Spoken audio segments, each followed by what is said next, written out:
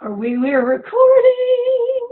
So I am Sandy Parker with Lighten Up, and this is Spark Talk, which is conversations with people I find interesting, to tell you the truth. And one person that's here with us today is one of my most interesting people I think I've ever met, Aralyn Hughes. And I'll tell you why I think so much of Aralyn. And this is not blowing smoke up your skirt. You know, some people talk about things they want to do. Some people dream about things they want to do. Well, by God, Aralyn just goes and does the things that she says she wants to do. And so I think when I met her, she was going to do a movie or something, and she's going to do a book or something. And then the next time I saw her, she said, here's my book, and oh, I'm in such and such a festival. So kudos to you for actually taking action and having the life you want. Hello, Miss Aralyn. Hello. Is that tough to hear, or do you like hearing all that? Well, you know, I don't know. I mean, it just, there's so many things to say about me. I'm always curious what people are going to say. I mean, some people just say CBS News called her the Queen of Weird in Austin, and that does it, you know, so you don't even need to know anything else. But, you know, as you said, they can go to my website, aralyn.com. If they can spell Aralyn, they've got it, and that is Aralyn. That's all you need to know. Yeah, and the other thing that I really liked was when I saw you had, is it an art car? I have an art car. It's my second art car. I've had two. Well, I used to have a VW Bug that was painted all over, but I had to sell it, and somebody saw it and they wanted it, and I wasn't using it. So the other day I went to Aralyn's coffee. She has a coffee on Tuesday mornings, and I was ready to be inspired. It's the holidays, you know. And when I got there, I was so touched by the topic that I asked Aralyn after the meeting, would she please come on and do a SparkChat with me? Because I think the topic is important, and then there's some parts of it that I think are even more important. So if you would, Aralyn, just give us sort of the premise and the launching that you did in a way at our meeting, because it was great. Well, I always kind of start the coffee group with a little storytelling of my own, which is what I'm going to do. And then we never talk about politics, and we never talk about religion. And then everyone goes around the circle, and I actually have a 3-minute timer, and everyone gets to talk for 3 minutes. And that allows people who are more introverted to actually have something to say and have an opportunity to say it, because otherwise they are often drowned out by people like us who have lots to say and say it, you know, got another idea. So it seems to work out pretty well. So on the last coffee, what I introduced was I started speaking about the fact that I would like to think that I'm not critical, and that I'm not judgmental, and that I'm, you know, always lighthearted, and I never say unkind things, and I never lose my cool. But the truth of the matter is I do. I struggle with that a lot. And I think that we all do to some extent. And, you know, I've been known to say things like, in dealing with people where I get impatient is one of my weaknesses too. I say, what have you been smoking? And I say things like, wake up and smell the coffee. And I say things like, can't you pay attention? I say things like, didn't you have a mother that taught you anything like manners? See, I live in an apartment, and it's a community. So I go in the lounge, and I find people have left their coffee cups, or they've, you know, had things to eat in there, and they just walk off and leave them. And I go, excuse me, you know, we live in a community, so, you know, I think everybody needs to clean up after themselves when they leave the lounge. And one thing that kind of brought it home about how I was being judgmental and critical is one person turned around and said, what are you, the police? And I thought, well, no, I'm not. But, you know, that's one of the things of my shortcomings that I deal with. Another one is with just friends. There just seems to always be something going on. Like I had a lunch, excuse me, a lunch plan with a couple of friends of mine. And one of them came 30 minutes early. She didn't see us down in the lounge, so she thought she had the wrong day and she went home. And in the interim, found someone else to go to lunch with because she was all dressed and ready to go. Then the other friend, excuse me, showed up and she said, like, where's Lana? I said, well, I don't know. Let's call her. Okay. Well, I don't have Lana's phone. Well, I've had to put my phone on the charger because it was dead, so I don't have her number either. So she said, okay, well, I'll call my husband. She called her husband, and yes, he had the number. He was going to send it. He texted it right away. Well, of course, we're sitting there. He forgot. And by the time we got finished, I was just like almost mad at my friends. And I started to think, what is this about? I mean, these are two women that have been my friends that I've done stage plays with, and we have had lunch on our 3 birthdays and at the holiday time. So that's at least 4 times a year for the last maybe 30 years. Wow. I'd be thinking about how wonderful that friendship is and how caring they are about me and what good friends they are, what good times we have, rather than being frustrated about the phone and the fact that somebody didn't get the directions right or the time right, or they didn't have the right phone number at the right time. Then, of course, I have lots of situations with my family because I think they ought to be the people that I think they should be, not the people who they are. So I have to constantly remind myself to go to neutral and to know that I have to love them as they are. And sometimes I have to love them from afar. And that's okay too. But I cannot believe or have any expectations that they're going to be any different in the future about calling me, about acknowledging gifts I give them, or, respecting me for being the matriarch of the family. That didn't mean anything to them. So I just have to love them like they are. And since I have done that and kind of backed off of being irritated about them not being the people I'd like them to be, things have been a lot more peaceful. Then I have a guy that cleans my house, Tony. He's homeless. I've effectively supported him. He never asked me for money. He always asked me for work.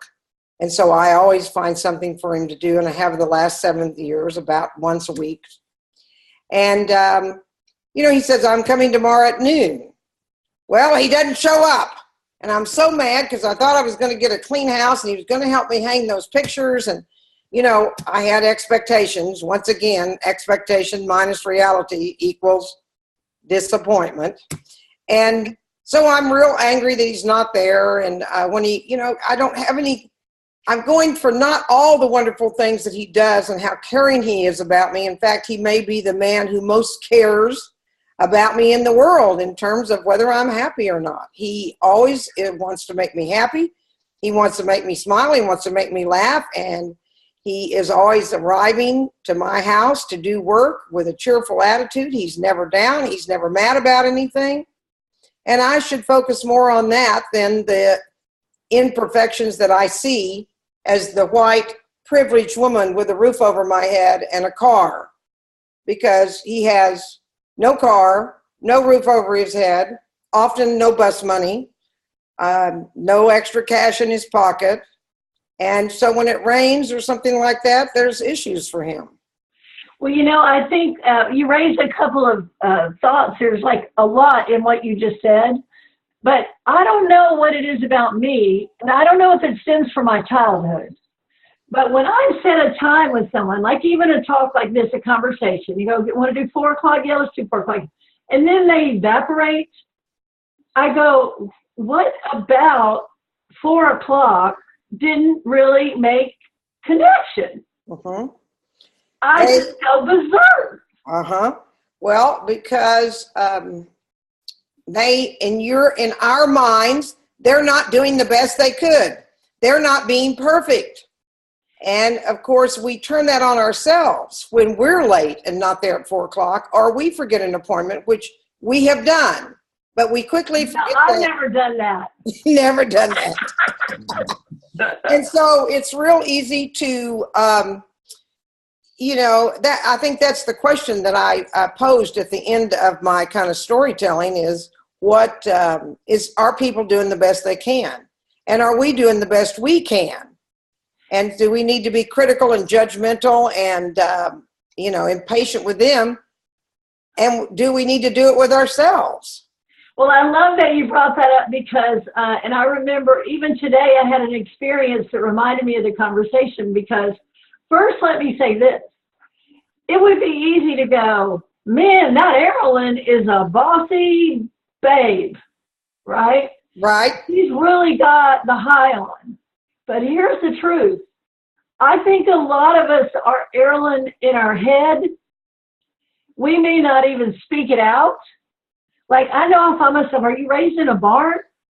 I might not say that to the person. But if I'm thinking it, it's doing the same amount of damage to my inside. Yes. And today, it's the holiday time, and so I went to pick up the gift. It was supposed to be on hold since Tuesday. Yeah. And we can only hold it until noon on Friday. So I called from the doctor's appointment because I thought it might be 2 o'clock. I should let him know. So I called and I said, "Is 2 o'clock okay?" And he goes, "What are you talking about?" I said, "Well, I have an item on hold." He goes, "We don't put anything on hold here." And I just went, "Oh, yes, you do." Let me speak to that manager. Yeah. In about 1 minute, I became this itchy, bitchy, privileged white woman that just had my rights, and I was just sure, I was going to make sure it was. So, well, before it's so easy to look at somebody else and go, wow, they are really bossy, or they're really direct, or they're really demanding, I really think either we are like that on the inside, we are like that on the outside, which is truer than being that way on the inside, at least it's honest, or we somehow don't feel the power to speak our mind, which is even worse, or we're so bred to be a good girl that even if we thought it, we better not even let ourselves think it and dare never say it out loud. Mm-hmm. Well, what you're talking about is all of the energy that we put into those kinds of things. And like in my reference to Tony, when he arrives at my house the wrong day, "Tony, you told me you were coming yesterday. Now you're here today. I didn't know you were coming. Why didn't you come yesterday? Why didn't you call?" He goes, "Oh, something came up." It's like, well, I thought you were coming. And the only person who's under stress and the only person who's using energy in a negative or wasteful way is me. He's perfectly okay. He's even okay with me kind of doing this little tantrum around him because it doesn't bother him. Well, so he's not suffering like I am. And also, I think that it's important to look at the fact that when you know something is wrong with other people, it is because you know that situation, you know that feeling, you know that experience. So when you called and said, "What do you mean not on hold? Let me talk to the manager." There have been times that, more than likely we've been somewhere and somebody's called and said, "Where's that paperwork I'm supposed to pick up?" And we go, "We don't know what paperwork you're talking about. We don't really keep paperwork up at the desk." And they just go off on us and ask for the manager and all this stuff. And we just think, what's wrong with those people? What are they smoking? And, so I think it's because we know that. So we hold people to an expectation that we would like to see ourselves in, like I was talking in the beginning. Like, I'd like to think I'm not critical, judgmental, I'm patient, I'm very compassionate and loving and kind. But the truth of the matter, sometimes I'm not, because I haven't been, and I laid those expectations that the other people are like me. What do you mean? What have you been smoking? It's so. Well, the other thing I want to say is I actually know you. Uh-huh. And I know you to be kind and loving and generous. But so the point is that, are we loving and kind and generous? To me, the point is, how much energy am I going to invest, and how much am I going to contaminate my own peace of mind? Yes. Because of these random rules that are supposed to be, and yeah, they probably are supposed to be, but if I take on the role of policeman for the world, I am going to be one unhappy camper. You're the one that's suffering.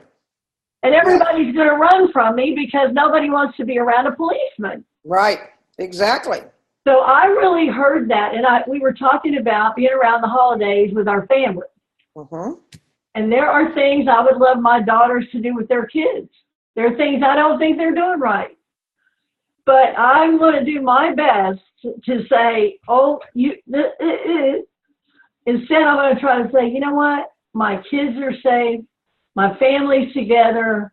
I'm lucky as all get out to have this beautiful family, and try to take that whirl of motion or whatever that is, right, and try to like calm my head and then open my heart a little bit and see if I don't feel and react differently to the environment. Right. And it's that whole thing is that sometimes we think our way is the only way and that everyone should do it like us. And in reality, there's more ways than one to skin a cat, as my mother used to say. And lots of things work. We just don't know those other things because we have our way and our thing that's worked for us. And when you look at your daughter, when you look at the grandkids, when you look at anybody in your life, then the question being, are they doing the best they can? More than likely, with the resources and the energy and the experiences that they have, they are probably doing the best they can. The truth of the matter is, nobody probably that we hang out with much goes intentionally out of their way to make us miserable. No. That's just not the truth. You know, Oprah used to give them say, the benefit of the doubt. Yeah, I think Oprah said, when you know better, you do better. Mm-hmm. Well, then that would mean that if you're not doing better, you may not know better. Yes. Or even if you know better, it may not be your day to be the shining example of what you already know.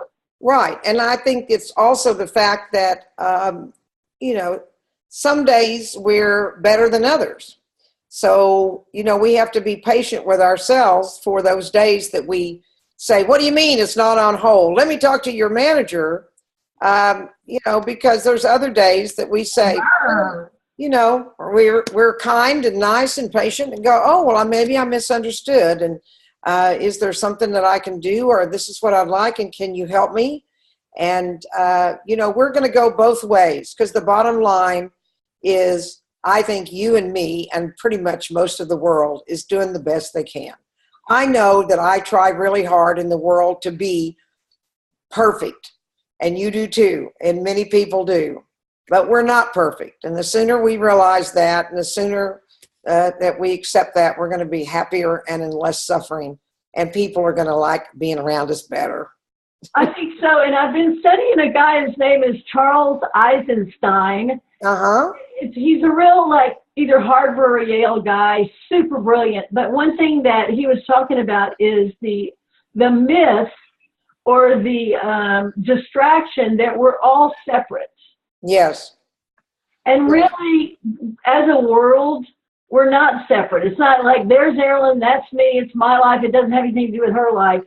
The truth of it is, if we really are all connected in some way, then we have to respect and honor each other, that we are connected, and so why trash it, right? Yes. And so this is the myth. He said sometimes people go into a dark time and then they come up for air, and they go back into a time, they come up for air. He said, what if the next time you come up for air, there's a hand there that says, connect, we're all connected. Right. The power. Or you are the one extending the hand. It can go, both ways on a different day and time. Yeah. And one other thing that you said, or I think it was your brother that said this, which was so interesting. It was nice meeting him, by the way. Yeah. He said, that customer service person is making $10 an hour. And honestly, they probably isn't their dream job, but at least they are trying to be helpful. And they're trying to work and earn a living for their family. Yeah. They're probably not trying to make my day miserable. Yes. But I have to say, when I call, now I am the worst when it comes for airline tickets, especially international tickets. If I call and you go through all this rigmarole, they finally answer. Yes. And I go, oh, I need to call back. I mean, there's not enough of me to endure what I'm about to go through.